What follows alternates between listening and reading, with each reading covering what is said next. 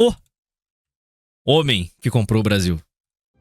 A história é repleta de ícones, alguns celebrados e outros temidos, como Napoleão, Stalin, Bashar al-Assad ou Vladimir Impalador. No entanto, existe uma categoria de ícones patriotas, muito além de celebrados, tratados como mitos, partindo do sentido literal da palavra, que é uma representação idealizada e quase religiosa de uma figura em específico. E para a criação desse tipo de mito... Falando em figuras religiosas, idealizadas, eu descobri uma bolha na direita, da direita gringa que pôs a Ilíada. Bom, eu descobri essa bolha. Pode ser que ela exista há muitos anos ou tenha existido desde sempre, mas eu descobri recentemente. Uma bolha que utiliza a Ilíada de uma forma similar que vocês, cristãos, utilizam a Bíblia. A Ilíada e a Odisseia.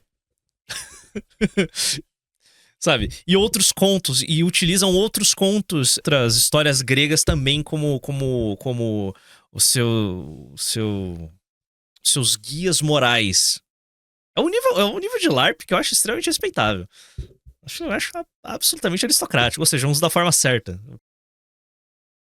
Eu acho do achei based. Bronze Age Church. Por aí, é por aí. Eu acho que todos esses caras é baptista.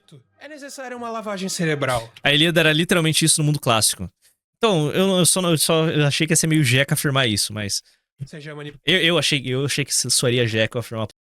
Mas era mais ou menos o que eu tinha ouvido já. Por meio de propaganda. Pelo menos era um mito fundador pra antiguidade. Ou de forma espontânea. Um caso onde a propaganda criou uma grande lenda foi na Guerra Fria, onde a propaganda que fez de Kim Il-sung um mito baseou-se em vários elementos de construção de um culto à personalidade, perfeitamente orquestrado pelo regime norte-coreano com a ajuda dos soviéticos, transformando um fantoche dos bolcheviques em um líder invencível, patriota socialista e fundador espiritual da nação. Mas nem sempre é necessário isso para a formação de um ídolo idealizado e até messiânico na figura de um simples homem, como foi nosso caso, onde com muita propaganda, acúmulo de poder e influência, um simples homem escolhido a dedo por um grupo político, unicamente por ter as características... Pior que é, né, mano? O Lula... Cara, o Lula tem o seu passado sindical, mas, cara, ele realmente foi escolhido a dedo, é bizarro. Só que eles perderam o controle do filme. Tipo, essa elite, a elite paulista, a elite de esquerda intelectual paulista, que formou o Partido dos Trabalhadores, eles eram realmente pessoas brilhantes. Até hoje, os institutos que o PT fundou são os institutos que produzem, produzem muito material acadêmico. Ponto. Os institutos petistas ali de pesquisa, cara, eles selecionaram o Lula como essa figura. Oh, ele esse líder sindical. Pô, ele fala como o povo, ele age como o povo. Só que ele tomou controle, sabe? A personalidade Lula tomou controle da instituição Partido dos Trabalhadores. Hoje, é indistinguível. É pior, na verdade. Hoje, Lula é muito maior que o Partido dos Trabalhadores. Quando ele morrer, o PT, cara, o PT vai viver uma crise de identidade sem precedentes. Tá entendendo? O Lula consumiu a alma do PT. O Lula consumiu absolutamente tudo que o PT deveria representar. Tá entendendo? É bizarro, cara. É bizarro essa tomada de poder. Ele virou a personificação do PT. Mas o PT não era exatamente o que o Lula... o PT não era exatamente o que o Lula era em 1980.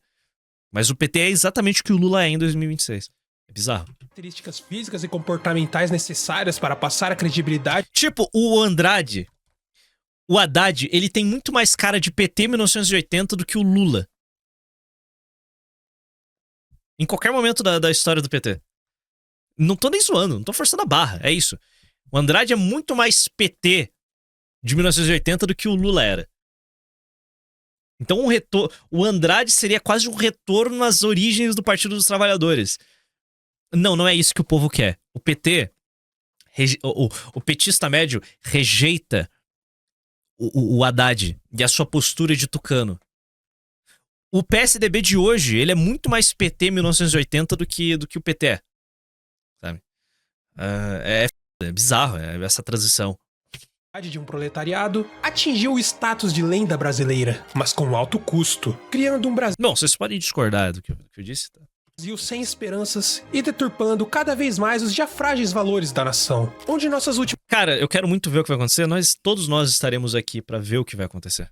Pode ficar tranquilo. As glórias foram em 2002 com o Penta. Um Brasil com uma dinastia deste homem que fez um único grupo político ser hegemônico. Mas todas as dinastias estão fadadas à entropia. E não seria diferente com o homem que comprou o Brasil. Imagina um cenário onde, depois de décadas perdidas por causa de uma inflação descontrolada, santos de nome Fernando Henrique Cardoso e Itamar Franco salvaram o país com o super bem-sucedido Plano Real de... O Plano Real foi um sucesso. Mas vai ficar assim, entregou a gente pro Lula. De mais uma década jogada fora. E se não fosse suficiente, a economia chinesa passou por um crescimento surreal de 11% ao ano. Dessa forma, gerando necessidades para eles. Fazendo assim... A herança maldita de Fernando Henrique Cardoso é o Partido dos Trabalhadores. Essa é a herança maldita do FHC. Essa foi a herança maldita de Fernando Henrique Cardoso é o Partido dos Trabalhadores. Certo? É isso. Essa é a herança maldita. Bom, e a reeleição de presidente. Sim, a demanda por matérias-primas, petróleo, produtos agrícolas e minerais explodiu. Valeu, nerd! Nerd mandou R$10. Fato aleatório que lembrei. Vencedor do Carnaval de São Paulo fizeram homenagem à atriz Léa Garcia e tinha foco também em um cara chamado Abdias do Nascimento, um monte de esquerdista endeusa ele aparentemente fui ver ele foi integralista, bizarro quanta gente foi integralista, depois fundou o PDT. Todo mundo que era intelectualmente interessante na década de 30 era integralista. Todo mundo. Se você... Eu sei. Ah, Jeca, fascista. Se você começa a analisar os quadros do Partido Integralista, da Ação Integralista brasileira, da A e B, cara, todo mundo que era intelectualmente interessante no Brasil daquela época, eles eram integralistas. Todos eles eram. Todos eles eram. Todo mundo era integralista. A época não era Jeca. Todo mundo... Cara, todos esses caras seguiram na política. Nenhum deles foi banido da vida pública. Todos eles seguiram. Todos eles seguiram firmes, fortes aí na política, fundaram vários outros partidos, sabe? É PDT, o DN, todos eles acabaram se espalhando pela política. Todos eles se espalharam pela política brasileira. É f... Hoje em dia é cringe, tá ligado? Hoje em dia eles tentam fazer um resgate literal do que foi a década de 30, tá ligado? Tipo, brother, let it go, supera. Tipo, é muito sobre o que o Yarvin falou naquele ensaio sobre monarquia e fascismo, que eu já recomendei pra vocês. Inclusive o Dazai gentilmente traduziu ele. Deixa eu mandar o link pra vocês aqui. Cara, só supera essa merda. E qual o país rico em oferta para essas necessidades? O Brasil. Essa era a maior chance já vista para que finalmente o país do futuro alcançasse de fato essas glórias prometidas desde a época do Império. O problema? Esta chance caiu nas mãos de um parasita. Lula já havia participado de 3 eleições antes de vencer em 2002. Das grandes oportunidades perdidas do Brasil, a mais recente delas é a eleição do Barba, mano. Pariu, velho, em 2002. Se a gente tivesse tido mais 8 anos de PSDB, a gente estaria muito bem, obrigado. Certo? Se a gente tivesse tido mais 8 anos de PSDB, nós estaríamos muito bem, sabe? 2010... Eu não sei, eu acho que 2010 nós não teríamos a década de 10 não teria uma jornada de junho. Mas eu acho que o Brasil estaria uma posição muito melhor do que ela está atualmente. No entanto, seu discurso extremista sempre afastou o eleitor brasileiro, que nunca foi favorável à ideia de um governo de extrema esquerda. Afinal, a população apoiou o golpe militar em 64. Pois João Goulart, o até então presidente após a renúncia de Jânio Quadros, era um comunista convicto, e o PT surge como um partido com viés de esquerda combativa, com sindicalismo e teologia da libertação como base, tendo fortes ligações com o Foro de São Paulo, onde Lula e Fidel Castro criaram uma organização latino-americana de extrema esquerda para a promoção de pautas comunistas, que inclusive teve a participação oficial do grupo terrorista FARC, da Colômbia. E no geral, o PT focava em um discurso de socialismo democrático que romperia com o capitalismo burguês pelo fim do liberalismo econômico. Algo que o Brasil... Fidel era gente boa? O Fidel era gente boa, cuzão? Cuzão, o Fidel era gente boa? Nossa, mano. Nossa senhora. Nossa, eu preciso ver. Isso aconteceu, mano. Cara, lembra... O foro de São Paulo nunca foi teoria da conspiração, brother. Calma lá. Eu acho que há uma supervalorização do foro de São Paulo, no que ele realmente foi, mas tudo bem. Aí quando foi em 85, eu fui pra Cuba. Eu conheci o Fidel. Aí fui lá visitar o Gente Fidel. boa? Hein? Gente boa? Gente boa.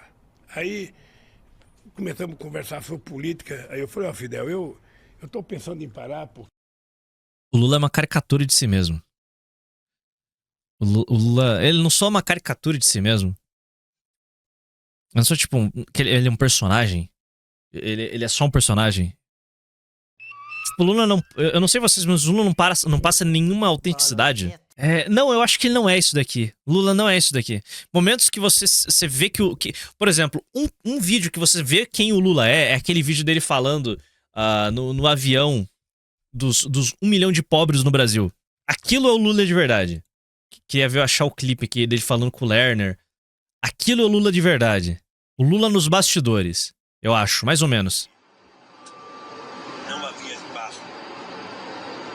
Os partidos da esquerda chegam ao poder via eleitoral. Que ano é isso?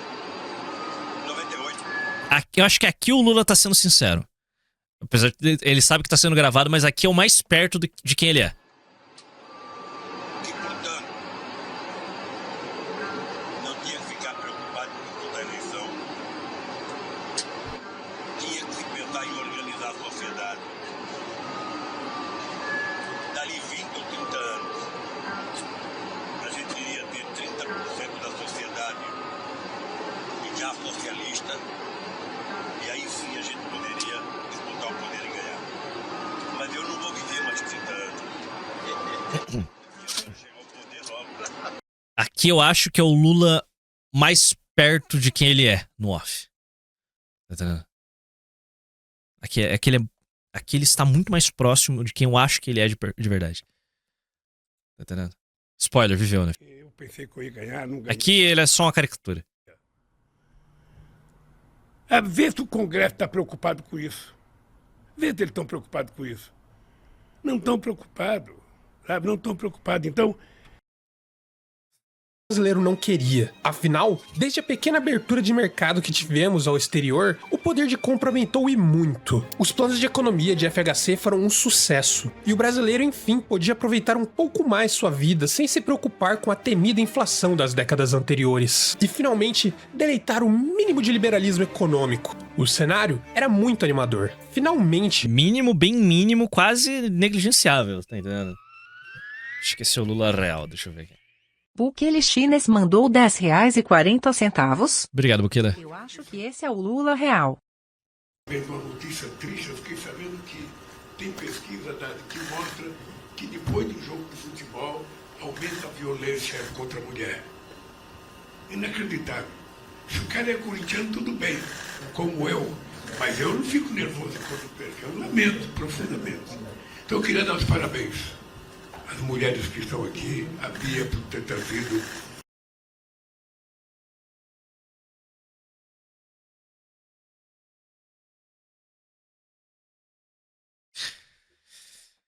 Velho perde o filtro depois de uma certa idade. O Lula já...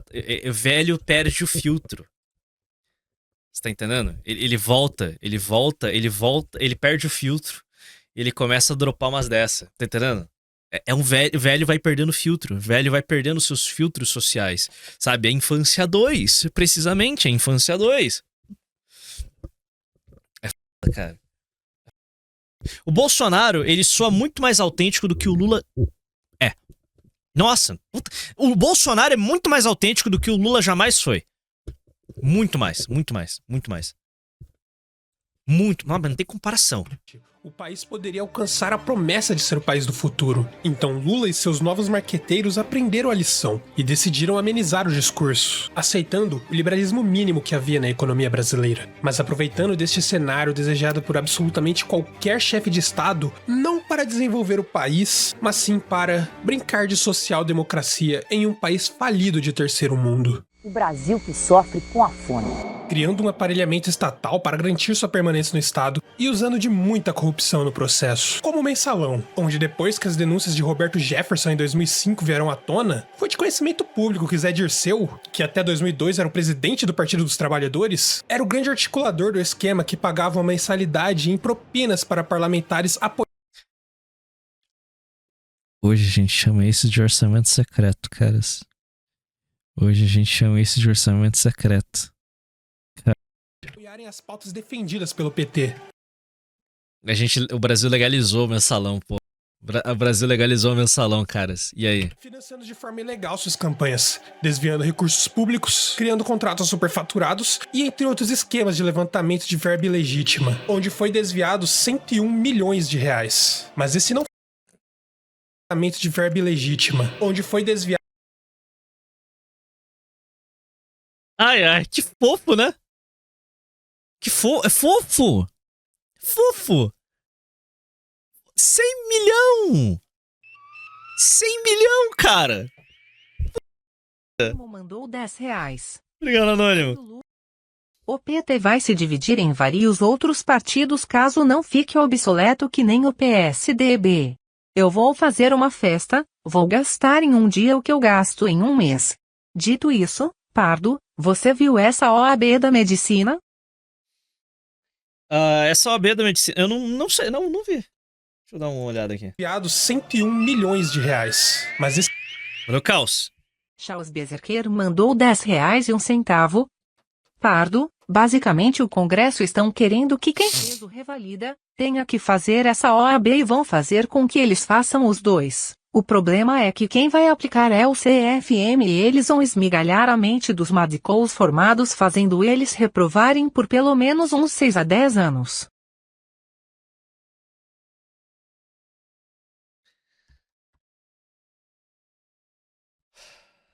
Pior que é. Pior que é. Tem muito médico. O mercado tá... Pasmem, guys. Pasmem. O mercado está saturado. Tem muito médico. Tem muita gente se formando. No Paraguai, cara. Cara, isso é perfeitamente... Eu consigo ver isso acontecendo. O mercado tá saturado de médico no Brasil. Eu consigo ver isso acontecendo.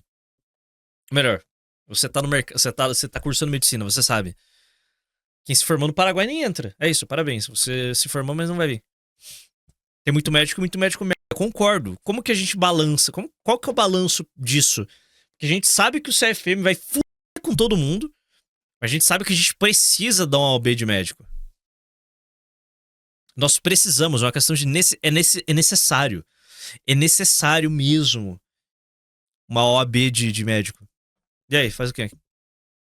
O que a gente pode fazer com uma dessa? E aí? Eu não sei. A gente deveria passar os médicos atuais pela prova. Isso eu acho que é o caminho. Esse é o caminho. A gente realmente deveria... E os médicos... Vamos lá, o médico que já tá atuando, ele deveria fazer a prova. Caso ele reprove, ele tem direito a fazer a prova mais uma vez. Como a OAB tem só fazem a cada 6 meses. Só que esses médicos, tipo, faz logo na semana seguinte, caso ele reprove. Porque pode ser que o cara, ele seja um puto profissional, mas em teoria ele já tá enferrujado. Mas ele ainda é um excelente profissional. Eu acho que, sei lá, esse é um problema que felizmente eu não vou ter que lidar porque eu não sou da área. Então eu só não tenho nem... Não me dão nem o luxo de dar insight aqui.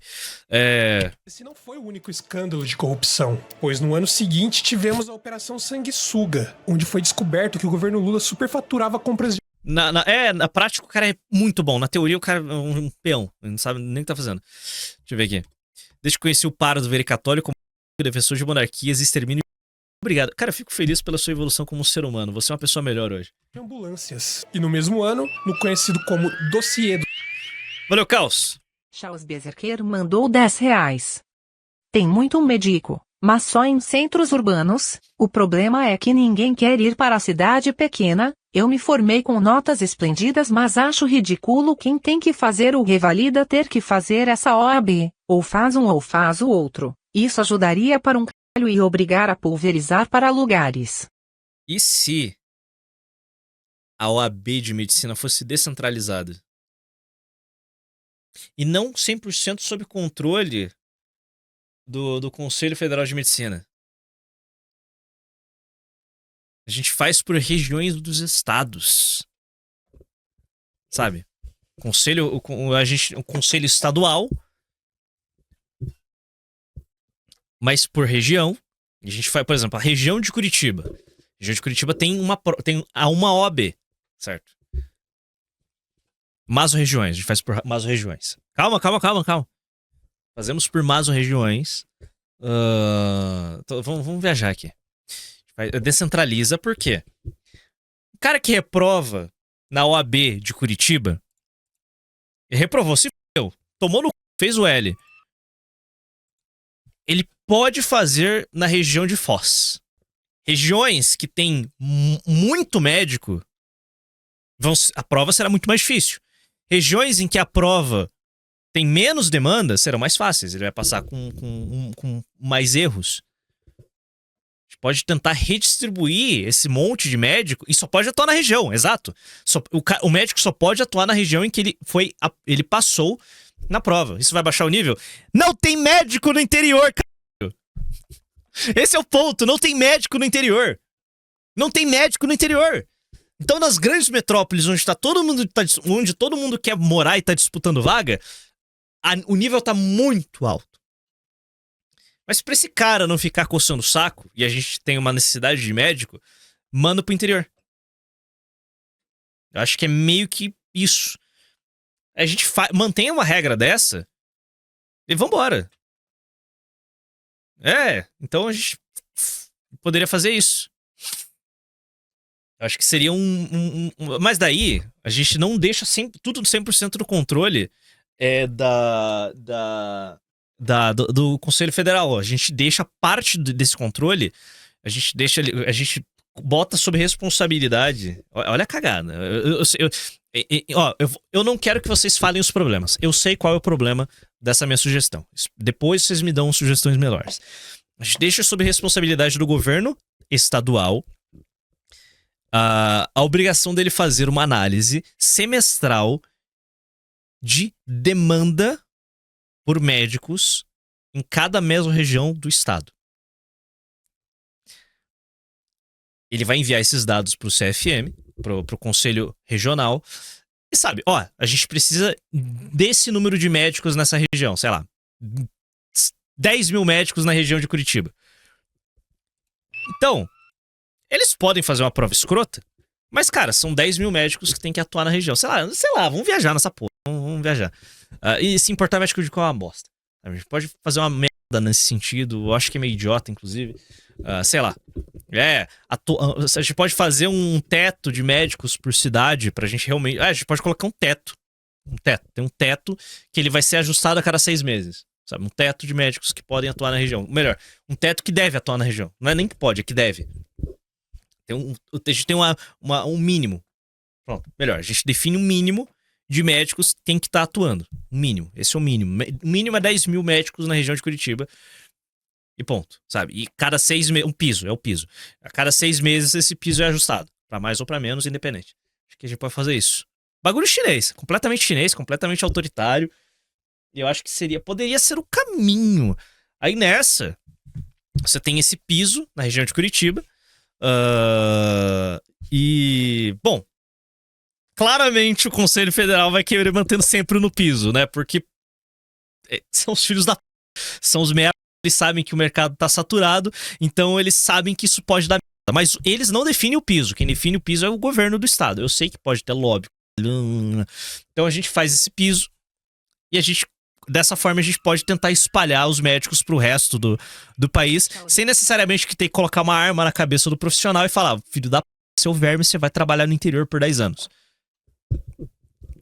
A forma, botar uma arma na cabeça do médico e mandar ele trabalhar no interior por 10 anos é a forma rápida e fácil e funciona.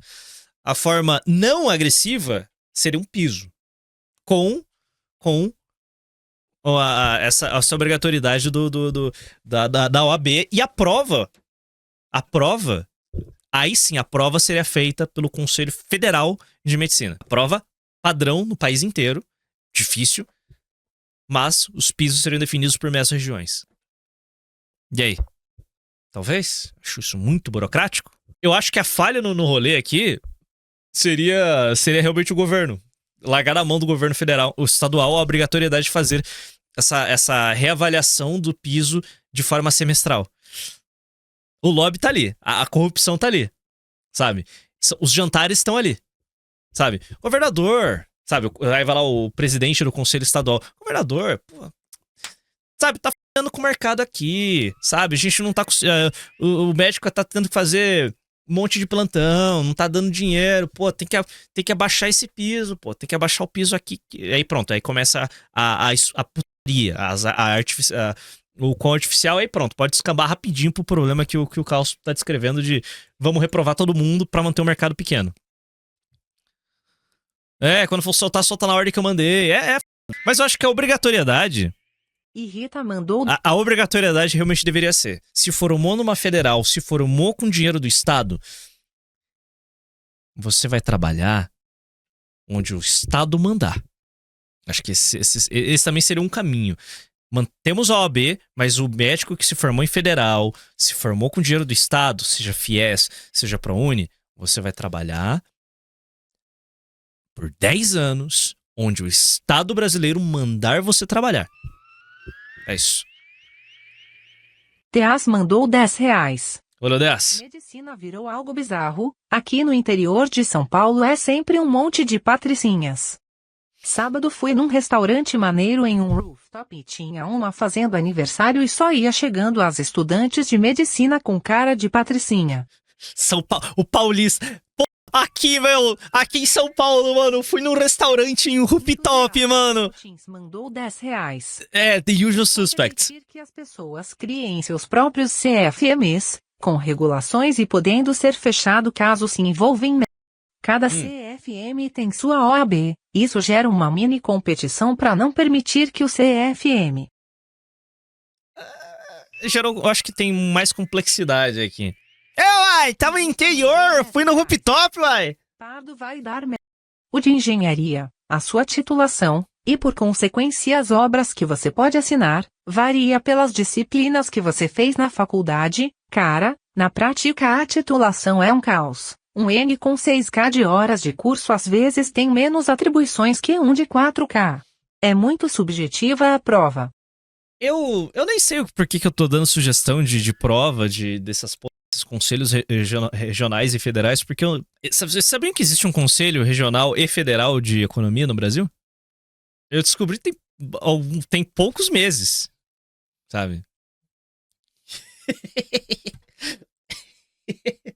Sabia, minha professora faz parte. R$10. Nunca paguei. Esse de longe é o pior dos mundos. Pequena prática, ao invés de você contratar um engenheiro, você contrata um analista de engenharia, que faz tudo o que um engenheiro faz, menos assinar a obra. Então, cara, o problema é que a gente precisa de uma OAB de médico. Essa é a pica, a gente precisa de uma OAB de médico. A gente vai ter que decidir essa porra. A gente vai ter que... Eu concordo contigo, eu só quero trabalhar, mas esse PL entrou em emergência desde que aquelas 13 mil tiraram 0 na prova, que é virtualmente impossível. Esses acefalos reprovaram. Minha faculdade é uma das 3 melhores do Paraguai, só que eles basicamente querem aumentar o balde em vez de resolver.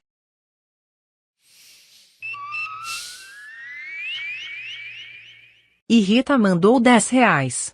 Que pariu. Outra coisa, sobre atuar em outras regiões, é exatamente igual na engenharia. Se você tem CREA no Paraná e vem pra Brasília, você tem que pedir um visto de trabalho no CREA do DF. É infernal, sem contar outros documentos emitidos, que as diferentes regiões levam coisas diferentes em consideração.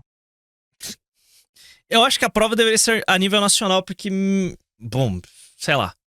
Piso e teto, bateu o teto, só entra se a demanda aumentar com a população crescendo e médico saindo. Só pode se candidatar em lugares que não bateram o piso nos últimos 10 anos de atuação como médico.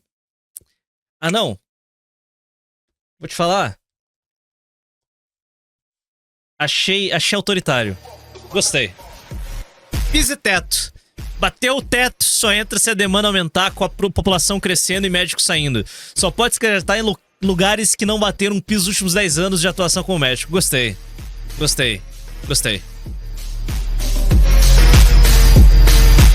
Bem-vindo ao Ministério da Saúde, Anão. você será indicado. Eu acho que esse é o caminho. Mas eu entendo todos. Eu compreendo todos os problemas. Eu odeio regulação. Eu odeio regulação excessiva. A pica! A pica! É que precisamos da porra de uma OAB. Precisamos de uma OAB de medicina. Precisamos de uma OAB de medicina. Essa é a grande merda. Tipo, se ficar o bicho pega, se correr o bicho come. É isso, não tem muito. Se correr o bicho pega, se ficar o bicho come. Eu tô com sono já. É isso, não tem. A pica é que nós temos muito médico merda. Nós temos muitos profissionais horríveis. E não tem pra onde ir. E a gente tá falando de medicina num vídeo falando de Lula. E o vídeo tá em 4 minutos e 33 e nós já temos 36 minutos de corte. Corrupção. Pois no ano seguinte tivemos a Operação Sanguessuga, onde foi descoberto que o governo Lula superfaturava compras de ambulâncias. E no mesmo ano, no conhecido como Dossiê dos Aloprados, um grupo de petistas chamados de Aloprados por Lula haviam tentado comprar um dossiê falso contra José Serra nas vésperas de eleições presidenciais. Entre outros casos que a mídia convenientemente não deu a repercussão necessária para revoltar o acomodado povo brasileiro. Grande Palocci. No acompanhamento da mídia, esses escândalos seriam levados a sério. Algo que um rapaz chamado Sérgio Moro havia percebido. Ele, se inspirando na operação italiana de Manipulite, onde a principal estratégia se baseava em utilizar de prisões preventivas, conseguir delações e assim revelar para a mídia as novidades, para assim inflamar a opinião pública. Sérgio Moro tentou usar desta mesma tática no escândalo do Banestado. Um banco Funcionou bem. Funcionou. que antes era uma das mais sólidas estatais brasileiras, que havia sido privatizado e vendido ao Itaú em 2000. Mas logo em 2003, havia participado de um grande esquema de lavagem de dinheiro, onde agências do Banestado... O Moro vai mamar o Flávio pra ser governador. Volocaus. Para mim pode ter o OAB da medicina, a questão é que o revalida deveria ser uma prova que igual deveria ter o poder de dar a carteira de médico. Só que estão querendo impedir que o revalida valha isso e você vire um cientista médico para fazer o OAB. Olha como é bizarro. Cara, vou te falar, eu não acho de tudo ruim você dar essa desvalorizada no revalida. Foda-se. Você tá pensando no seu. Eu sei que você tá pensando no seu. Mas, vai que o maluco fez... Eu sei, a prova do revalida provavelmente é difícil pra caralho também. Mas que o cara não... Sabe, eu tô nessa. Sabe, aí é a preservação de mercado. Preservação do mercado brasileiro. Então... sei lá, eu não acho de todo ruim, não, você colocar o revalida abaixo da OAB de médico. O Banco do Brasil e outros manipulavam contas para remessas ilegais, totalizando 30 bilhões de dólares em evasões, com 2,45 bilhões. São 2 estágios, um teórico e um prático. E a prática eles reprovam com 0,01. Sim, 0,01.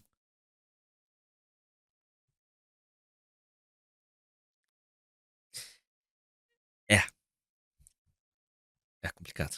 Bilhões de dólares tendo sido comprovados como ilegais, indiciando no CPI Gustavo Franco, que até então era presidente do Banco do Brasil, e Celso Pitta, do PT. E isso seria um banquete midiático para as emissoras. Grande Celso Pitta. Quando eu percebi essa propaganda do Pitta, tipo, brother. Orgulho de ter sido o primeiro negro eleito prefeito de São Paulo. E talvez por isso queiram jogar culpas que eu não tenho, pois sempre agi com competência, honestidade e lealdade. Durante anos lutei e deixei a marca do meu trabalho em cada ponto desta cidade. Cumpri contratos, coloquei as finanças em ordem. Preciso do seu apoio para resgatar minha luta por mim e... Minha luta, Celso Pitta? Que porra é essa, velho? Finanças em ordem. Preciso do seu apoio para resgatar minha luta por mim e pelos meus iguais. Vote Celso Pitta. Resgatar a minha luta por mim e pelos meus iguais. Brother. Ah! Tudo bem. Seguimos em frente. De TV. No entanto, a mídia não quis cobrir o caso com o devido respeito, pois grandes veículos de comunicação, como Globo e Folha de São Paulo, foram citados em listas O homem só meteu o louco, não tá nem aí, né? de remessas suspeitas. Ele só falou foda-se, tá ligado? Só faltou levantar o braço. Aliás, Celso Pitta, ele não tá... Celso Pitta meteu um brown shirt aqui, cara. Cadê essa porra? Deputado. Nossa, mano, completamente... Cara, ele está de brown... Ele tá de marrom, velho. E talvez por Que eu pariu, caralho! Caralho, velho. Não dá, mano. Sem condição, velho. Sem condição. Sem condição.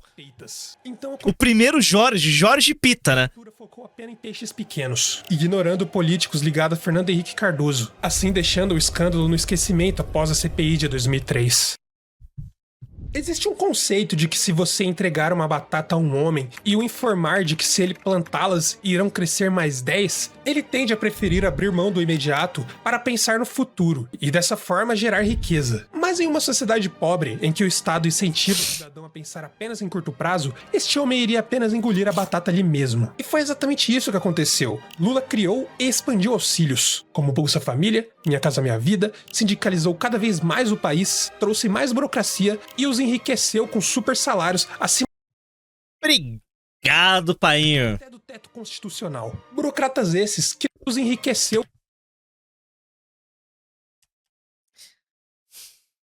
com super salários acima até do teto constitucional. Burocratas esses que nada contribuíam com o país. E entre outros feitos para criar um aparelhamento estatal, Lula acabou criando uma mentalidade imediatista no brasileiro. E se aproveitando dessa mentalidade imediatista, Lula se uniu a grandes bancos para os enriquecer e criar uma nova oligarquia no Brasil. Dessa forma, foi dada de mão beijada crédito para a população, assim abrindo os portões do inferno do financiamento.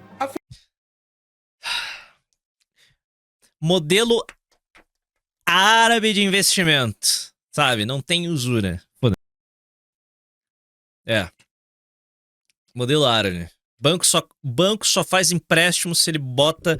Ele só pode. O banco só coloca. Só faz investimento onde ele tem participação, tá ligado? Acho que this is the way. This is the way. Afinal, dessa forma fica muito mais fácil do pobre comprar um Celta parcelado em 72 vezes, o deixando com a impressão de que ele está ficando mais rico, sendo que na verdade ele está apenas se endividando com um carro que mais da metade do valor é imposto. Mas quem se importa? Assim que é bom, porra. O bem bom correu solto, o dinheiro era barato. Como a realidade bate rápido, né? É triste, né? Mas tudo isso tinha data de validade. Afinal, a China iria parar de crescer tão rapidamente em algum momento. Ironicamente, o crescimento de 11% ao ano chegou em 2010, ano esse em que Lula não poderia ser candidato, já que ele havia sido reeleito em 2006. Apesar do escândalo do mensalão, que escancarou a má-fé do PT, e também a criação de influência na base de mercenários nomeados futuramente como Centrão. Ainda assim, Lula conseguiu 87 de aprovação em 2010, deixando claro que a figura escolhida por Zé Dirceu para... Isso nunca mais vai acontecer, eu acho.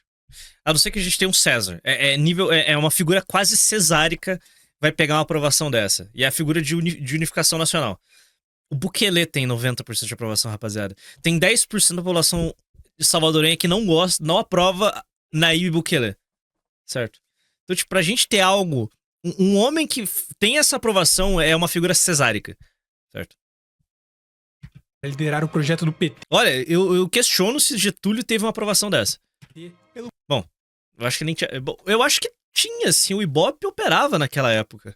O motivo de ser uma figura de um trabalhador que lutou pelo sindicalismo e pelo pobre, havia conseguido se tornar o mais novo mito brasileiro, podendo enfim se aproveitar deste poder ilimitado que foi dado por estar no lugar certo na hora certa, tendo sido moldado pela universidade, burocracia e mídia, formando assim a catedral. Conceito criado pelo filósofo Ih, olha lá!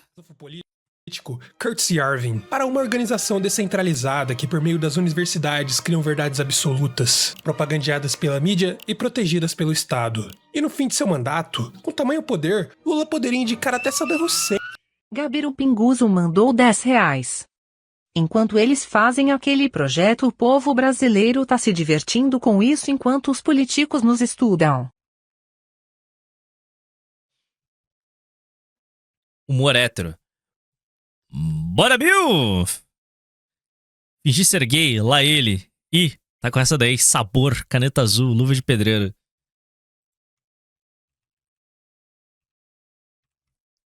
Um, dois, três, vai!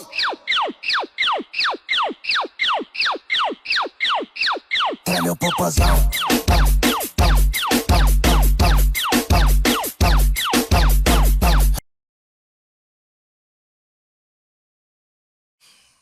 Apaixonado quando ele joga as orelhas pro lado. Divo performa.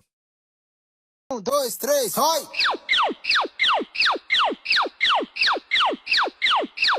Treme o popozão. Bem lembrado, né, rapaziada? São 3h36 da manhã. Tem para a presidência que ele seria eleito, o que seria até melhor do nome que tivemos. A escolha de Dilma para ser a sucessora de Lula tinha apenas uma razão: colocar um fantoche do staff petista para que fizesse Você me acordou e já estou acordado. governo apenas segurando as pontas para a volta de Lula. Mas o que os velhos boomers deviam ter trazido da sua mentalidade do século passado é que mulher tende a ser um bicho teimoso. E teimosia foi o que definiu o mandato de Dilma, pois ela, por algum motivo, simplesmente afastou a base mais fiel do partido e Sabe onde eu falo disso? trouxe os lobos para o curral. O famigerado Centrão teve grande influência em seu mandato, inclusive com um nome que iria atormentá-la alguns anos depois: Michel Temer. Este movimento bizarro de Dilma acabou fazendo uma racha no PT. Piti expulsa radicais do partido. O diretório nacional decidiu por 55 votos a 27 para expulsar a Luciana Genro, João Batista e a Heloísa Helena. Nossa, mano, brutal. É brutal.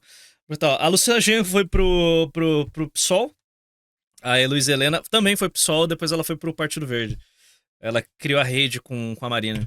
Assim criando o PSOL. E sim, ela é a culpada por deputadas estranhas que se vestem de pavão. Mas o que ela não percebeu é que a ideologia do Centrão é o dinheiro. E o conceito mais básico do maquiavelismo foi ignorado, onde é dito que os mercenários lutam pelo dinheiro e não pelo príncipe. E que, diferente do que aconteceu no Mensalão, onde Dirceu se sacrificou por Lula, os mercenários do Centrão não morreriam por Dilma. Óbvio que não. Seria a principal razão pelo inevitável colapso de Dilma Rousseff. Pô, não me inscrevi ainda. O MPL, ênfase no P, foi um movimento esquerdista composto por burgueses que visavam a tarifa zero para transportes públicos. Ele foi criado no sul do país, mas acabou fazendo história em São Paulo, já que em 2013 uma Copa do Mundo estava batendo em nossas portas. E nós seríamos a sede do evento, o que obviamente não era uma grande ideia, porque o país deveria se preocupar em resolver problemas do século XIX, como esgotos a céu aberto, em vez de trazer gringos que fingem se importar com um país de terceiro mundo subdesenvolvido por 32 dias, para depois irem embora e nos deixar com obras paradas até os dias de hoje. Estádios com superfaturamento. Temos obras da Copa que não foram entregues, cara. Rapaziada, nós temos obras da Copa que não foram entregues. Beleza? Fala força aqui. Meu Deus do céu, agora eu senti que eu tô tarde. Cara, vocês têm noção que existem membros desta comunidade que não haviam atingido a consciência quando a Copa do Mundo de 2014 aconteceu. E eles estão aqui essa hora da madrugada me assistindo, tipo, qualquer um de 16 anos que tá me assistindo agora não tinha consciência durante a Copa. Sequer tem memórias. De 17, mesma coisa. Sabe, tem pouquíssimas memórias. Pouquíssimas memórias da Copa. É brutal, mas vai tocando.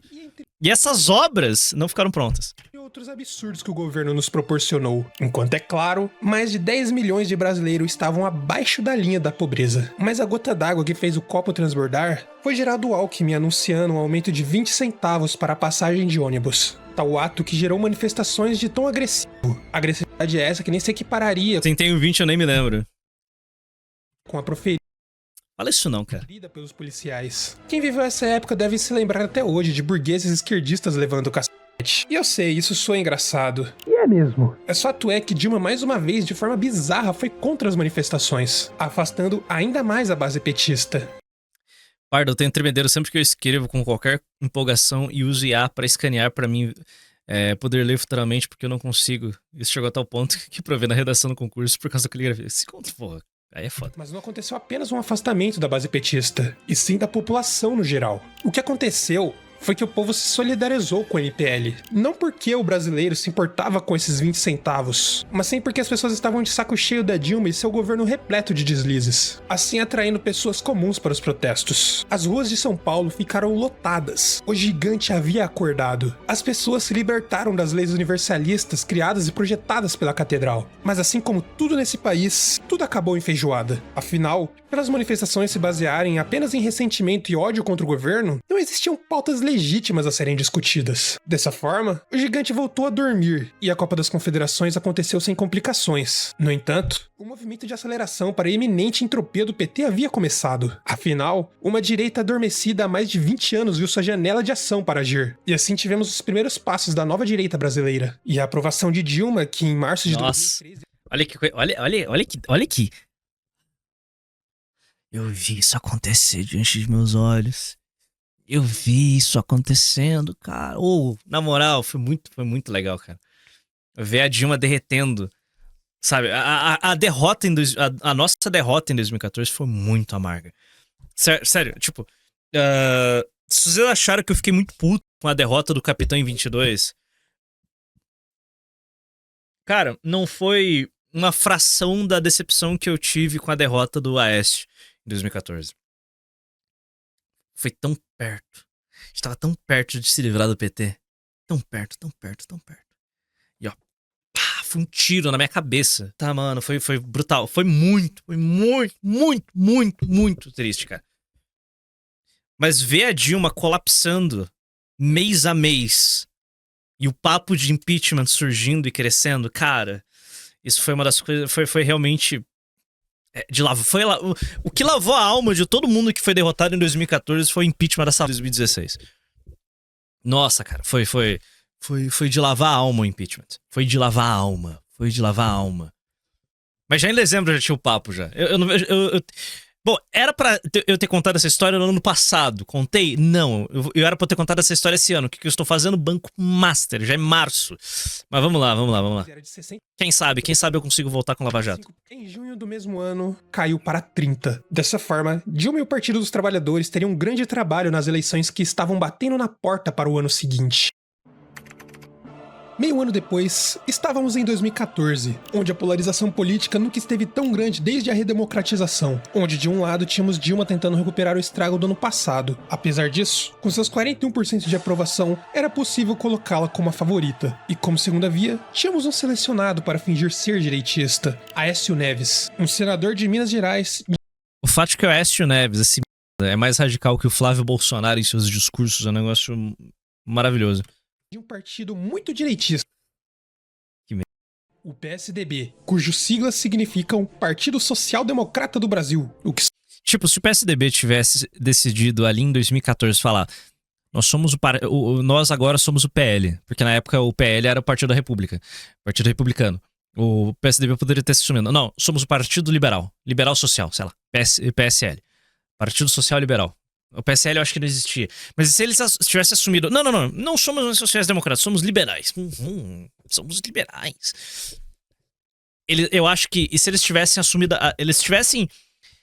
Se eles tivessem, em 2013, entendido o espírito do tempo, em 2014, pegado o recado das ruas muito rápido, esquerda deu, é direita, e tivessem embarcado nessa porra, e liberal, olha, não tô nem exigindo demais dos caras, é liberal.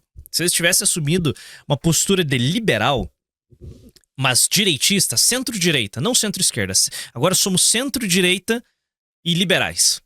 Cara, o PSDB não teria morrido. O PSDB não teria morrido, o Novo não teria nascido, o Novo não teria espaço pra crescer. Em um país em que o PSDB deixa de ser partido da social-democracia brasileira e se torna o partido liberal. Sabe? Centro-direita e liberal. O Bolsonaro não teria existido, por exemplo. O Bolsonaro não teria existido. Mas não, eles optaram por seguir sendo social-democrata e eles deixaram de existir. E a queda do PSDB é satisfatória, porque de 2014, que foi o seu auge mesmo, foi o seu auge, eles nunca elegeram tanta gente em 2014. Não, eu falei, mas em 2014 eles foram muito bem. Mas não por causa deles, porque a gente odiava a Dilma. E eles deviam ter, eles não entenderam esse recado, que a gente não votou no PSDB. Eu não votei na época, né? Eu não tinha idade. Mas a gente não votou no PSDB porque era o PSDB. A gente votou nessas bostas, a gente votou no Aécio porque ele não era Dilma. Porque a gente odiava o PT.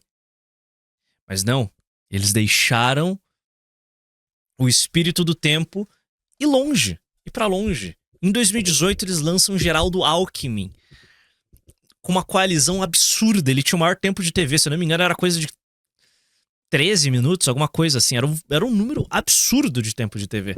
Eles lançam o Alckmin. E o Alckmin eu acho que fica em quinto lugar. Em quinto. Quinto. Quinto.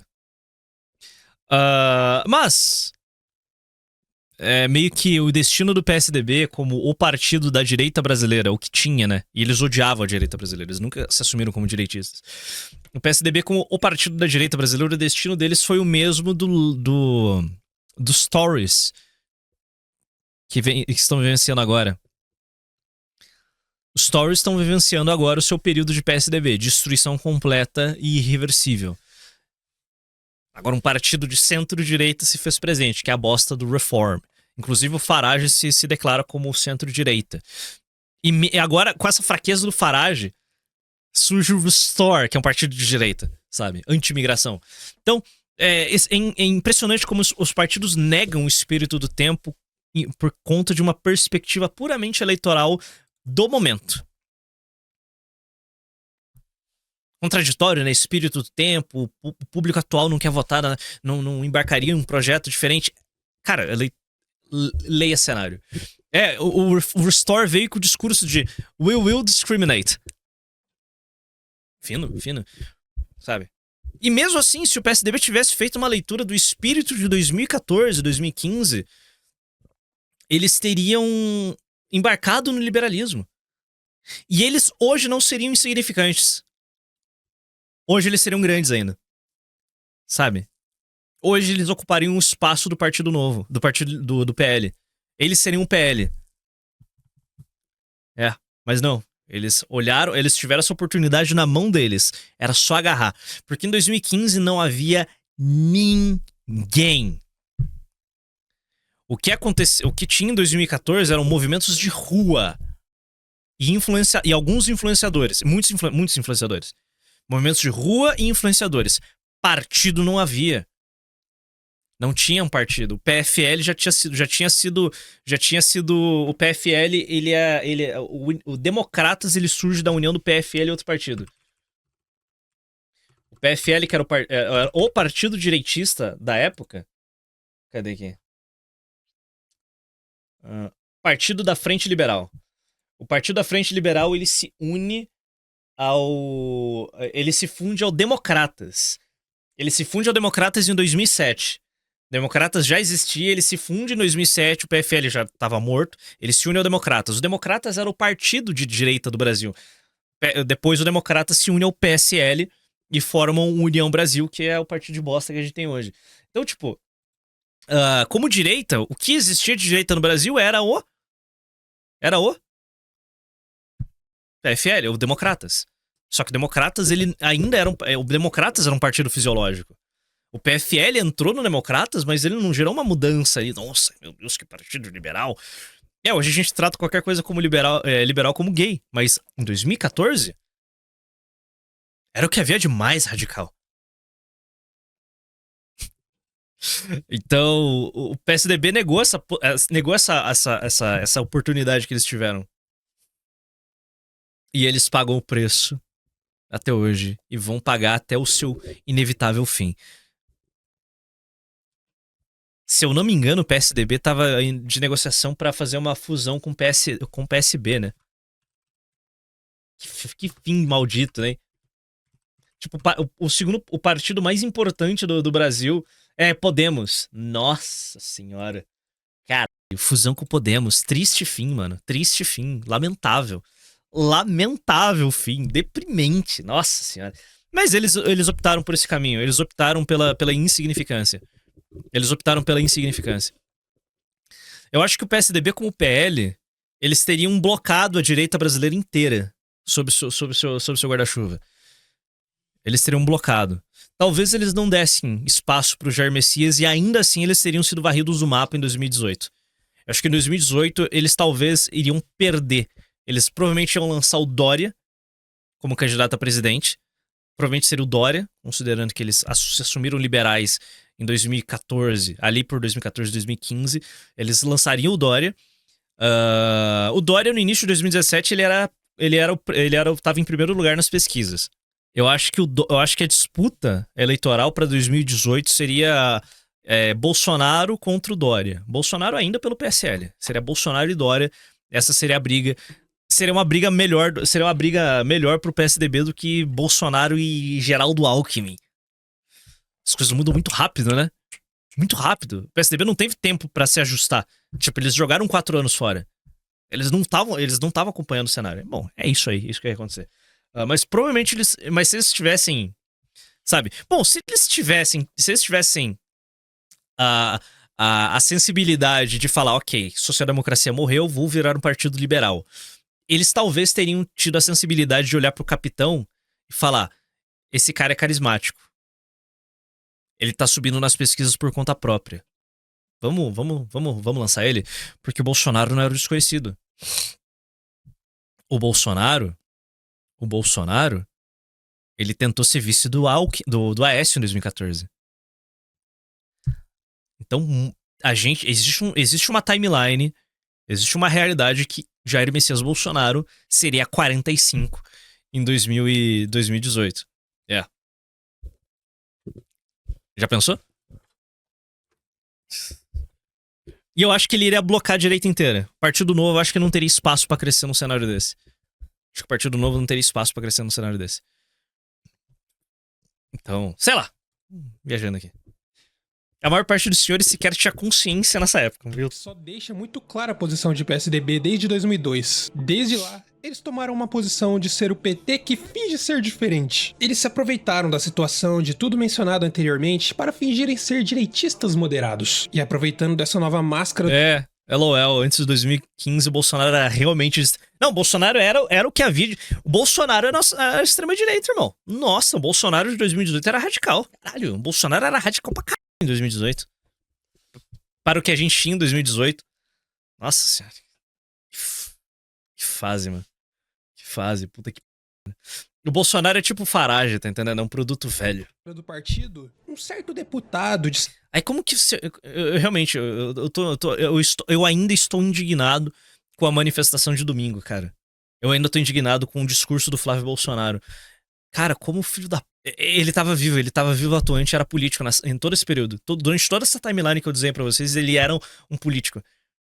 Toda a vida adulta, ele já era um adulto, já, durante todo esse período. E ele olha...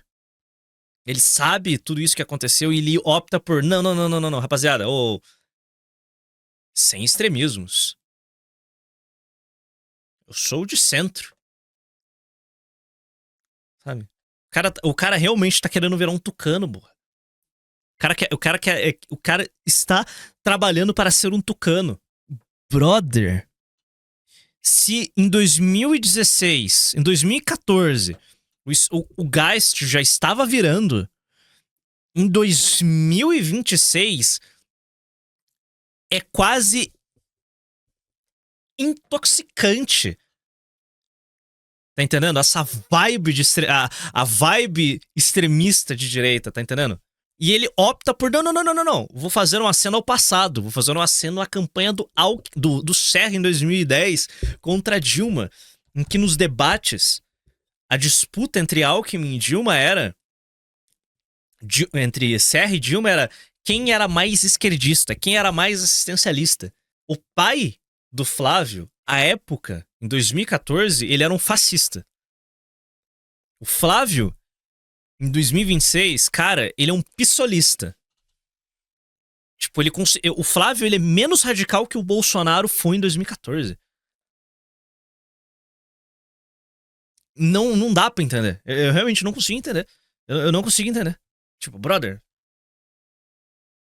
Segundo escalão, que ficou conhecido pelas suas participações em programas de TV como Super Pop e CQC, que chamou atenção pelos seus sincericídios, como por exemplo quando ele admitiu ter tido relações íntimas com uma galinha. Jair Messias Bolsonaro, que se ofereceu para ser vice de Aécio. Mas é óbvio que o PSDB o negou. E já como terceira via, tínhamos Eduardo Campos, um descendente de famílias oligárquicas. Desprezível. E Arraes, que após perceber que seu partido atual, o PSB, não iria arcar com o alto custo de lançar um candidato à presidência, acabou encontrando esperanças em Marina Silva, figura conhecida por ser ex-PT e também de ser a doidinha do desenvolvimento sustentável. que na prática significa não desenvolver o país porque isso geraria desmatamento. Ela estava no Partido Verde, mas foi expulsa por desentendimentos com outros doidinhos do desenvolvimento sustentável. Mas Campos e Marina chegaram a um acordo para criarem uma chapa de terceira via. O cenário era amplamente favorável. Terceira via, em 2014. Era isso daí, rapaziada. Caralho. A gente melhorou pra caralho. Não, verdade seja dito, a gente melhorou de formas que vocês não conseguem... Eu acho que vocês sequer conseguem compreender o quanto que a gente melhorou de lá pra cá.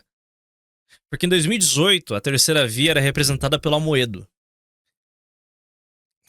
Que já é muito... Nossa, cara, porra! Não, sério, não coloquem João Amoedo de 2018 no mesmo patamar da bosta da Marina Silva. João Amoedo de 2018, cara. Meu primeiro voto pra presidente da república foi aquilo dali. Tá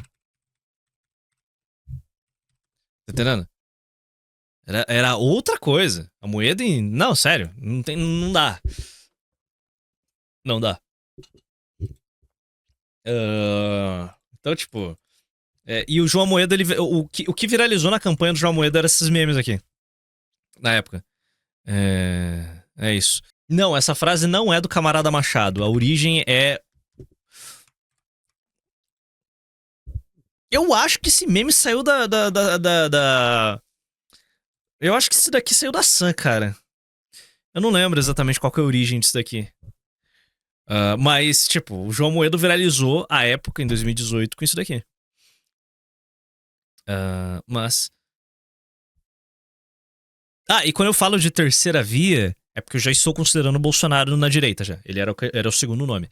Então, a terceira via, se dá pra chamar assim, era o João Amoedo. 2018. Então, 2022 não teve terceira via. Esse ano... Vou ficar quieto. Favorável a Dilma. Afinal, ela estava liderando com 47% das intenções de voto. Número esse que, com pouco mais de tempo de campanha, Não teve terceira via em 2018. O Novo em nenhum momento se apresentou como uma alternativa ao bolsonarismo. Não tinha. Era literalmente... Aquela foi uma disputa entre o Lula e o Bolsonaro, ponto. Não houve terceira via em 2022. elegeria Dilma no primeiro turno. No entanto... Ciro terceira via? Ciro? Verdade. O Ciro era a terceira via. Eu conheço alguns filhos da p... que votaram no Ciro Gomes. Nossa, mano. Puta, saí de casa pra votar no Ciro. Sair de casa pra votar no Ciro Gomes é... Sair de casa pra votar no Ciro... Ô, toma quanto? Não dá. Não lembrava quanto tinha votado. Nossa, não dá, mano. Estamos falando Haddad é Lula. do PT. E mais um caso de corrupção havia aparecido. O escândalo da refinaria de Pasadena. Uma compra feita pela Petrobras durante 2006 e 2012. De uma refinaria de petróleo dos anos 20, que era completamente defasada, com sua estrutura sendo tão antiga que estava completamente enferrujada. Assim surgindo o apelido carinhoso de Ruivinha. O negócio foi feito com uma empresa belga que pagou 42,5 milhões de dólares por 50%. Um valor bem alto levando em consideração o estado da refinaria. Enquanto pelos mesmos 50%, a Petrobras pagou 360 milhões de dólares. O que, é claro, por si só prova que houve um grande superfaturamento no negócio. E Dilma Rousseff, quando era ministra-chefe da Casa Civil, aprovou e participou da compra, participando também de esquemas de propinas, o vice-presidente da companhia e outros 3 operadores financeiros da mesma. E para a obrigatória reforma da Ruivinha, o governo contaria com os serviços da Odebrecht. Mas, em 2008, após desentendimentos sobre investimentos e gestão, a Astra Oil, a empresa belga, aciona uma cláusula no contrato obrigando com que a Petrobras comprasse seus 50%. Cláusula essa que foi simplesmente ocultada durante a compra em 2006 nos relatórios apresentados ao Conselho de Administração da Petrobras, onde estipulava que em caso de impasse entre os sócios, a parte minoritária poderia forçar a compra de sua participação pelo valor de mercado na data do desacordo, e a Câmara Arbitral dos Estados Unidos confirmaram a validade. Assim, obrigando a compra dos 50% pertencentes à Astra Oil por um preço fixo de 466 milhões de dólares. Assim, totalizando o custo pela Ruivinha na bagatela de 1,18 bilhão de dólares. Em 2014, o Tribunal de Contas da União abre uma investigação para analisarem irregularidades e encontrar um rombo em torno de 792 milhões de dólares. Eu nunca consegui entender o que aconteceu entre 2013 e 2016. É muita coisa. A culpa é minha também, porque eu não fiz os vídeos ainda. Pra fazer com que todos vocês tenham plena consciência do que aconteceu nessa época. Incluindo superfaturamento e propina. Assim, em julho de 2014, o TCU condenou 11 É verdade, a culpa é minha, mas vamos fazer. Eletrobras, como José Sérgio Gabrielli, a devolver 793 milhões de dólares, mas absorveu o conselho de administração, presidido por Dilma, por falta de informações sobre as cláusulas. Mas a mídia não estava disposta a perdoar Dilma, que após o conhecimento público de seu envolvimento nesse escândalo, passou a atacá-la, expondo o caso em detalhes para o público, enquanto a oposição se movimentava para Essa Veja. Nossa, essa Veja. Nossa, essa Veja, cara. A capa dessa Veja. Cara, a Veja. É incrível como a Veja se tornou insignificante ao longo dos últimos. Cara, a Veja se tornou insignificante desde a Lava Jato, cara. Isso é muito triste. Isso é muito triste, que a Veja se tornou insignificante desde o fim da Lava Jato. Desde a eleição do Bolsonaro. A Veja é irrelevante há 7 anos e 3 meses. Mínimo. É muito triste, cara. Nossa, é muito triste. Muito triste. Muito triste. O que a Malu Gaspar tá fazendo hoje é o equivalente ao que a Veja fez, né, durante o Petrolão, durante a Operação Lava Jato. Tá entendendo? A coluna da Malu Gaspar, o Andresa Matais do Metrópolis. Tá entendendo? É isso. Isso é o equivalente hoje. Ainda com bem menos aura. Bons tempos, bons tempos. criação de uma CPMI. As intenções de voto haviam despencado, mas Dilma estava longe de desistir. E em um ato de completa canalice para garantir a lealdade de seu curral eleitoral. Exato, verdade. A única coisa útil que a Veja fez nos últimos 9 anos foi deixar o seu acervo disponível novamente. Muito obrigado, Veja. Isso foi extremamente útil para produzir o vídeo Color 2. Color 3 vai ser útil também, se eu escrever esse ano. Ela faz um pronunciamento em rede nacional, anunciando um aumento de 10% no Bolsa Família e aproveitando também para fazer uma propaganda Auxílio! em seu discurso. Auxílio! E esse era só o começo do caos que estaria por vir. Desde 54, o brasileiro associa a morte a heroísmo, mas o que estava por vir seria quase um fenômeno social, nada perto do que ainda estava por vir em 2018, mas ainda assim bem curioso. Tem R$700 sem levantar peso. Tirei vantagem. Trabalhei, vagabundo. Nossa. Eu não suporto. Cara, cada dia que passa me torna um pouco mais preconceituoso, sabe? Completamente. Total carrapato. Vou ficar quieto. Vou manter na live. Pois desde lá, era possível de se observar uma carência do povo brasileiro por figuras heróicas. O cenário era confortável para Dilma, que liderava com 38%, Aécio vinha com 23% e Campos com apenas 9%. Ele era conhecido apenas no norte e nordeste do país. E em um belo dia, para cumprir sua campanha no sudeste, ele partiu em um avião para a base aérea de Santos, no Guarujá. No entanto, o avião caiu em um terreno baldio e abruptamente Eduardo Campos, com apenas 49 anos, havia morrido. E esse caso triste veio a comover o país inteiro. Não por Eduardo Campos ser um homem respeitável ou um político com grandes ideias para o Brasil. Na verdade, ele não tinha nada. Ele fazia parte de famílias oligárquicas que parasitam o Nordeste. E corrupto, ele era corrupto, ele estava envolvido no Petrolão. Ao longo de décadas. E suas pautas eram mais do mesmo lenga-lenga socialista que o Brasil já ouvia desde sua redemocratização. Mas o brasileiro é um povo carente, e não é à toa. E sogro da batata. Nosso último herói incontestável morreu em 94, mas a morte de Campos não parou em comoção. A política na democracia se vence pelo marketing, e Marina Silva acabava de receber em bandeja de ouro uma grande oportunidade para fazer seu nome como a grande candidata à presidência. Eu não sei vocês, mas na minha trilogia da Dilma, o Dilma 2 e Dilma 3, que eu conto a história das eleições de 2014, qual foi a reação emocional que vocês tiveram ao ouvir a história da Marina em detalhes? Se não foi raiva, Vocês estavam errados. Apesar, você pode desprezar a Marina. Se você não sentiu raiva de ouvir essa... Tipo, me ouvir descrevendo essa... Ela passiva, ela... Ai, eu não vou atacar. Sem áudio. Aí ela sendo blitzkrieg em cima dela, tá ligado? Do Aécio e da Dilma. Pá, pá, pá, pá, pá. E ela foi... Eu não ódio. Marina.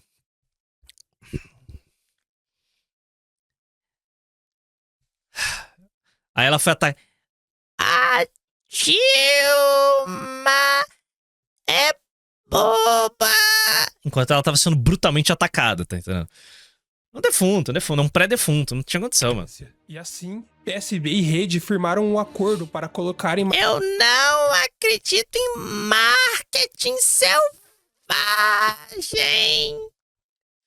Marina Silva como sucessora de Campos nas eleições. Mas Marina não foi a única que utilizou de um cadáver para seu palanque eleitoral.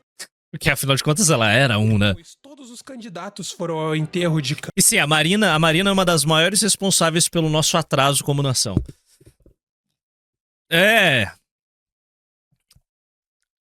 Extração de petróleo no Amapá. Ela faz lobby contra. Eu tô falando, a gente precisa de um Nuremberg, irmão. Nós precisamos de um Nuremberg. Nós precisamos de um Nuremberg. Nós precisamos de um Nuremberg. Transamazônica também. Nós precisamos de um Nuremberg. Beleza? E eu tenho a intuição, eu tenho a impressão, eu tenho a suspeita de que a senhora Marina Silva, ela tem algum tipo de relação com ONGs estrangeiras ambientais. Certo? Eu acho. E se ela tiver, essa senhora tem que ser, sabe, pelo resto de sua vida. Campos. Enterro esse que foi aberto para o público, que vaiou Dilma e deu as bênçãos a Marina, que em 18 de agosto aparecia com 21 das intenções de... eu vou ganhar! Empatando com Dilma. E ainda tendo ampla vantagem no segundo turno, por 10 pontos na frente da candidata à reeleição. E os adversários políticos de Marina estavam com as mãos atadas. Afinal, pegaria muito mal atacá-la nesse momento, pois o cadáver de Campos ainda estava fresco, mas assim como feijão fora da... E ela não aproveitou. A oportunidade de se destruir. Ela... Uma memória de um falso herói é rapidamente apodrecido no imaginário coletivo. E levando em consideração que toda festa tem um fim, aquela bola de neve criada por Lula nos seus primeiros mandatos estava dando seus primeiros sinais de que agora... Nossa, o Lula destruiu a Marina. ...teria se tornado uma avalanche, pois... O nosso programa... Desculpa, eu hiperfoquei. Tá tarde. Chega esse horário e eu fico... Será dado pela ética. É uma bosta. Não dá. Ela fala... Ele tem esse tom. Ele tem esse tom de voz. Ela fala com esse pacing. Finalmente havia encolhido. O desemprego estava muito maior, a indústria encolheu e outros desastres que haviam acontecido por culpa do governo petista. O que significa que o PT teria que partir para a clássica tática de marketing contra a reputação de seu candidato rival. E Marina Silva facilitou, pois ela designado papéis que ela deveria fazer para representantes de sua campanha. Papéis esses que eram honrar os acordos com seus aliados políticos. E ela estava sendo purista, porque não gostava de seus aliados de ideologia. Brother, ela não queria... ela não queria fazer campanha junto com o Alckmin em São Paulo.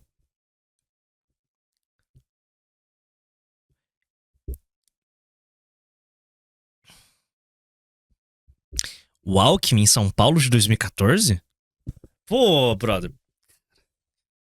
O Alckmin em 2014 em São Paulo, ele era relevante. Hã?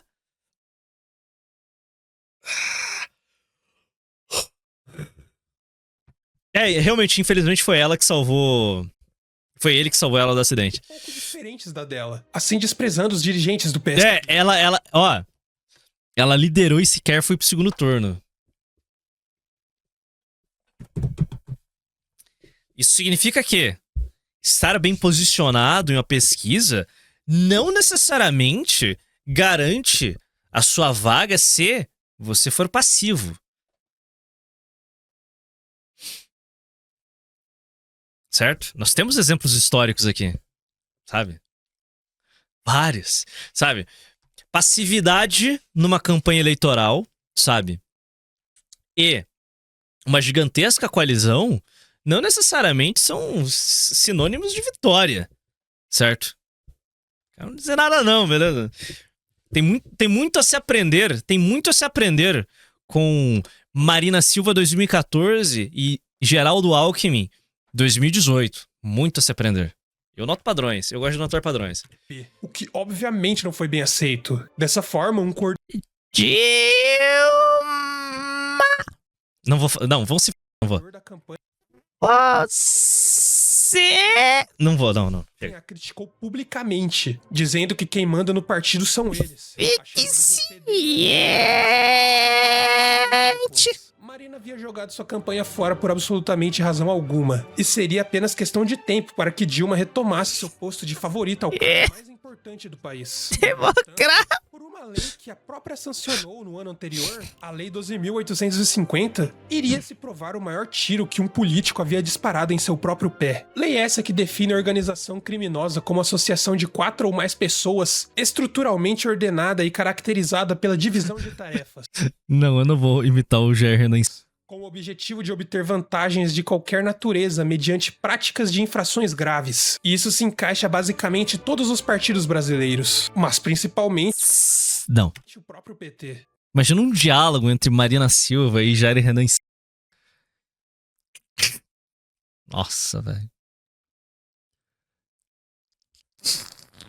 Mas Não. isso não é o fundo do poço, porque o que mudaria o cenário político nacional pelos próximos anos seria que a lei permite, como meios de investigação, o acesso a registros telefônicos, interceptação de comunicações, quebra de Paulo Roberto Costa se fudeu, mano. Eu quase sinto pena desse... Eu quase sinto pena desse... Que ele se aposentou, cheio de esqueminha, ele caiu por causa de um carro, tá entendendo? O cara foi destruído pela prisão. Quase. Ele foi destruído pela prisão. A única coisa que ele não queria era você ficar preso e não ver os seus netos crescerem. E ele morre, eu acho que em 2016. E sim, ele morre ali em 2022. Não, 22. Tiro que disse, ele morreu em 22.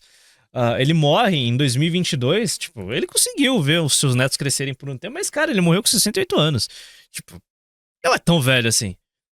Tipo, é meio irônico. E ele foi quebrado porque o Moro deu uma torturada nele. Ele não queria falar, ele tava meio de na prisão na superintendência da PF. Aí o Moro pega e manda ele pra presídio de Piraquara. Eu acho que ele ficou uma semaninha no presídio de Piraquara. Tá entendendo? Cercado de bandido. Cercado de psicopata, tá entendendo? Ele ficou lá um tempinho lá, refletindo sobre a vida, vendo o que ele ia fazer, quebrou ele mentalmente. Ele voltou, mano, falou tudo. Tudo. Falou tudo. O que aconteceu pra aura do Moro ter caído tanto? Ele parecia um carrasco. Então, o que aconteceu pra aura do Moro ter caído tanto é justamente o processo que todo mundo conhece. Que ele foi acusado de ter tido gastos de pré-campanha que não acho que não tinha comprovação, ou sei lá. Ele teve gastos excessivos na pré-campanha para presidente da República, que ele se aproveitou para sua candidatura ao Senado, aqui no Paraná. Então ele está há 4 anos com a piroca do TSE na nuca dele. Tá entendendo?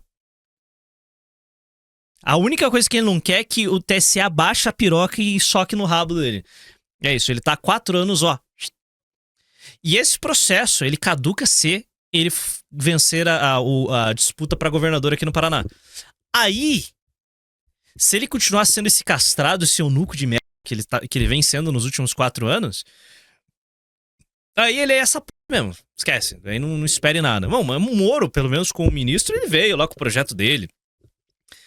do super pacote de segurança pública, tá ligado? Ele tentou fazer alguma coisa. Ele sai do governo Bolsonaro dando dedo na cara do capitão. Então, pode ser que ele tá realmente com medo. Não, ele não faz todas as declarações dele são mega en passant. Então, talvez ele queira ganhar governo aqui do Paraná pra ele estar livre dessas acusações e, tipo, nunca mais se preocupar com essa e poder voltar a ser o Moro que ele já foi em algum momento da vida dele. Ou vai que ele, sabe? Ou realmente, muito provavelmente, o lugar do Moro nunca foi ter um cargo eletivo. O lugar do Moro é sendo juiz. Pode ser isso. Pode ser isso. Sério.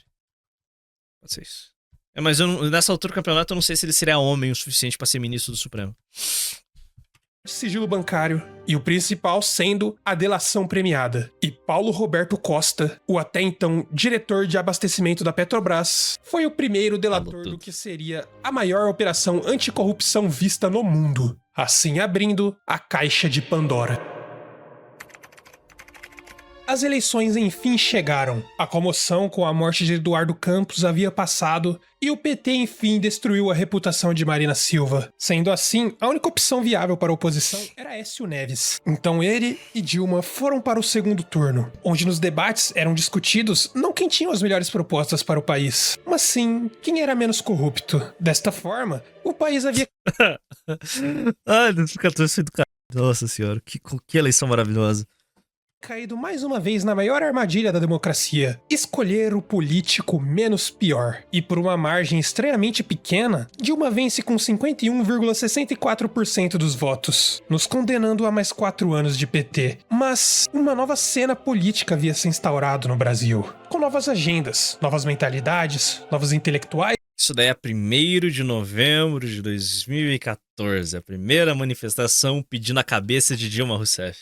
E nova estética. E o grupo político dessa nova direita que mais se destacou em 2014 foi o MBL, que foi fundado por um cineasta frustrado, seu irmão, um músico frustrado e um produtor musical de sucesso. Suas primeiras empreitadas foi na produção de políticos, conseguindo como cliente Paulo Batista, que os deu total liberdade para a criação de uma linguagem única. Ele concorreu e perdeu para o cargo de deputado estadual, mas a campanha obteve um impacto, aparecendo no New York Times e também na HBO. Impacto esse que também seria alavancado com o que vieram a fazer, pois uma semana após a eleição de 2014, foi feita uma manifestação pedindo o impeachment de Dilma Rousseff. Desde a Primeira Guerra ficou claro que os últimos momentos da vida de reis são os primeiros momentos do nascimento do sucessor. Os dias do Partido dos Trabalhadores estavam contados, e os dias de Lula também. A Operação Lava Jato seria a maior operação anticorrupção da história da humanidade, liderada por Sérgio Moro, com a mesma estratégia de manipular, mas agora sim, a mídia tinha interesse em cobrir o caso, e com isso... O Bolsonaro sequestrou direito. É que o Bolsonaro... 27 anos, mano. Nossa, 27 anos de parlamento, um cone...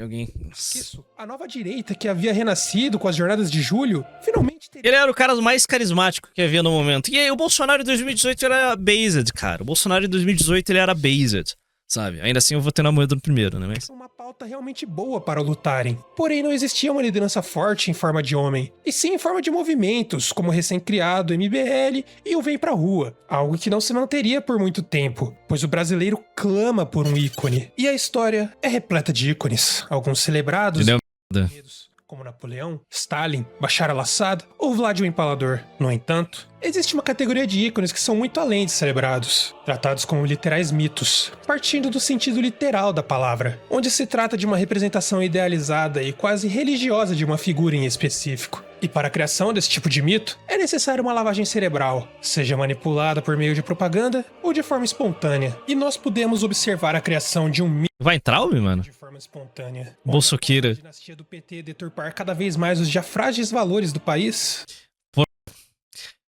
Se tem uma pessoa do bolsonarismo que venceu, foi Joyce Hasselman, meu irmão. Cara, que eu pariu. Essa, mano. Essa eu não consigo mais ver a cara depois daquele áudio satânico que vocês mandaram, filhos de uma... Yosef, corta! Ela venceu. Não, ela foi a única pessoa que conseguiu sair bem do bolsonarismo, tá entendendo? Anyway. Lugar esse em que cada vez mais a desconfiança crescia, um lugar onde todos menosprezam a própria cultura. Falou, Thales, boa noite. Tempo para que todos os valores esbarrassem em ressentimento Ah, não, eu não vou falar o que aconteceu nesse áudio. e inveja, assim abrindo espaço para um movimento baseado em sentimentos de impotência, com um senso coletivo de vingança contra um inimigo em comum, o próprio mito antes criado, e com a formação de um movimento revoltado com este grupo, alçou um novo homem ao status de mito. Mas esse grupo, mais cedo do que qualquer um poderia imaginar, iria se transformar em uma seita, um ser místico idealizado, um homem que vendeu o Brasil. Belo vídeo. Excelente vídeo, excelente vídeo. Excelente vídeo, apesar de eu já ter contado essa história. Mas é um excelente vídeo.